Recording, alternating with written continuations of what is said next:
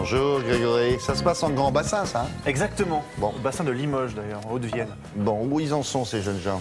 Eh bien, c'est jusqu'à dimanche, championnat de France, et j'ai envie de vous parler ce matin d'un garçon qui fait son retour au premier plan. Alors, c'est pas n'importe qui, puisque c'est quand même un double champion olympique.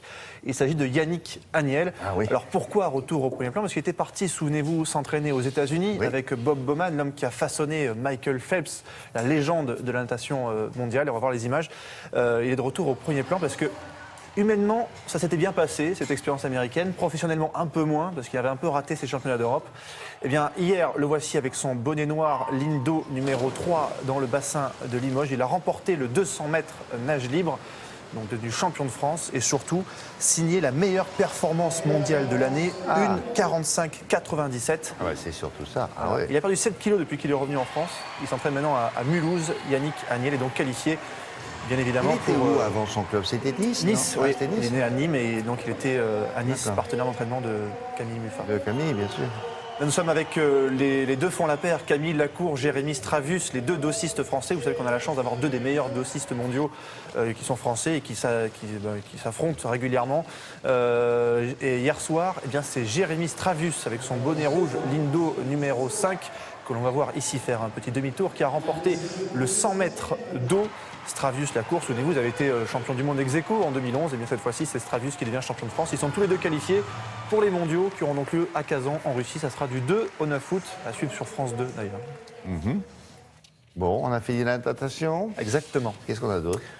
Quelques images pêle-mêle pour revenir sur la soirée, à commencer par du handball. Regardez avec la victoire de Paris qui revient à 1 point du leader Montpellier. Ça, ce sont l'équipe d'Aix-en-Provence qui a posé pas mal de problèmes d'ailleurs à Paris, puisqu'il y avait 29-29 dans les dernières secondes de jeu. Et sur cette faute eh bien, d'un joueur d'Aix-en-Provence, Aïe, ah eh bien, bah oui. Hansen va marquer un penalty dans les toutes dernières secondes. Victoire 30-29 donc du On a le Paris droit de faire ça en Saint-Germain.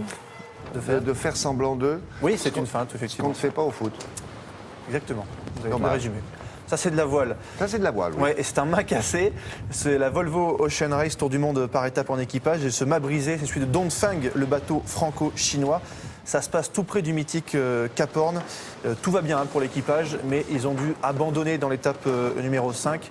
Ils se sont déroutés vers Ushuaïa. Ils ont peut-être laissé passer la victoire finale. Retour en France, à Tours, pour être précis, avec un spectacle de moto freestyle. Voilà, ça se passe à Tours. C'est devant 5000 personnes, championnat du monde de moto freestyle. Donc, l'idée est simple, à 70 km/h, on saute et on enchaîne des figures Oui. en hauteur.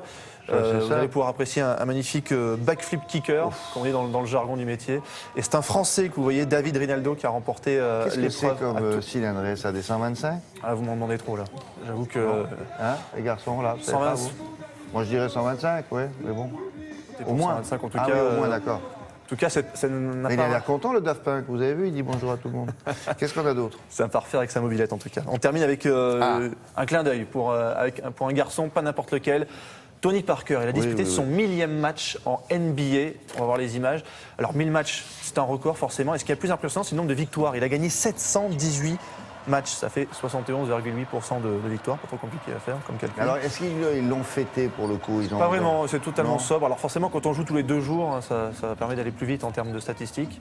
En tout cas, Tony Parker qui s'affirme encore une fois comme le plus grand basketteur français, qui gagne quand même 16 millions d'euros par an. Il le mérite, ce garçon. Merci beaucoup, Grégory. À plus tard. C'est pas vous demain, c'est... C'est Grégoire. Ah, c'est Grégoire. Oui, c'est un grec sur 2. Vous